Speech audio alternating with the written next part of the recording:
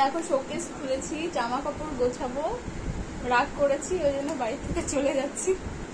মানে একেবারে চলে যাচ্ছি না, আমি যাচ্ছি হচ্ছে জেঠিমার বাড়ি, মানে জেঠু বাড়ি আমার বেতাইতে। তো কোন কোন জামা নেব না নেব সেজন্যই এটা খুলেছি শোকেসটা। এই যে ব্যাগ আমার, এটাকে প্যাকিং করবো।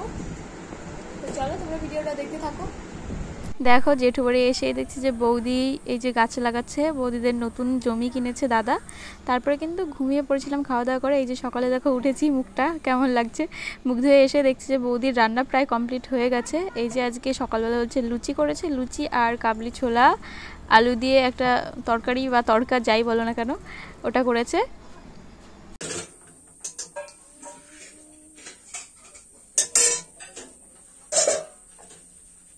এই দেখো এটা হচ্ছে আমার ভাইজি, মানে ছোটদার ছোট মেয়ে, ওর আজকে জন্মদিন, সবাই ওকে উইশ করে দিও, ওর ভালো লাগবে, কারণ আমার কমেন্টগুলো পড়ে ভালোভাবেই। তারপরে দেখো বড়দাদের দোকানের সামনে এসে একটু বসলাম, এখানে বসতে বেশ ভালোই লাগে। আর মেইন কথা হচ্ছে বাড়ির ভেতরে আমার ফোনে নেটওয়ার্ক পায় না, আর ঘরের মধ্যে তো একদমই পায় না, কখনোই না।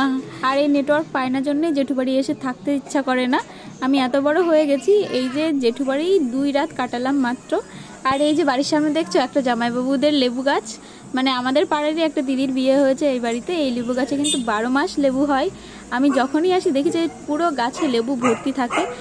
এখানে বেশ অনেকক্ষণ বসেছিলাম, তারপরে বাড়ির ভেতর থেকে ডাক পড়লো, ওই জন্য কিন্তু যাচ্ছি। দেখো গলির মধ্যে দিয়ে, মানে 2 ঘরের মাঝখান দিয়ে একটা রাস্তা আছে ছোট হাঁটার মতো। কি কলা কি দেবে তোমার? বুনবুনি কি? আমি জীবনে প্রথমবার শুনলাম বুনবুনি। তোমরা কেউ চেনো? এইগুলো হচ্ছে বুনবুনি।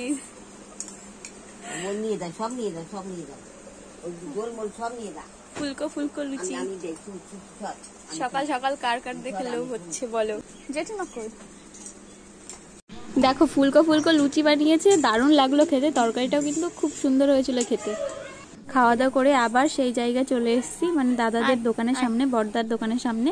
দেখো পাশের বাড়ি এই যে একটা কুকুর আছে, ওর নাম হচ্ছে কালু, ও এসে খেলা করছিল এখানে। আর ওর মাথায় কিন্তু খুব বুদ্ধি জানো তো, ওকে শিকল দিয়ে বেঁধে রেখেছিল, আমি দেখলাম যে ও হাত দিয়ে ওই শিকলটা খুলে তারপরে একাই বেরিয়ে চলে আসলো।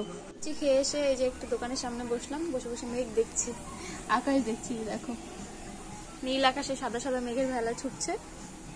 তাই এখন আবার ভেতরে গিয়ে স্নান করব, স্নান করে আবার দাদাদের বাড়িতে যাব, আর যাব একটু খাওয়া দাওয়া করতে, রেস্টুরেন্টে যাব ভাবছি। তো চলো এই ভিডিওটা এখানে শেষ করছি, টাটা, আবার পরের ভিডিওতে তোমাদের সঙ্গে দেখা হচ্ছে।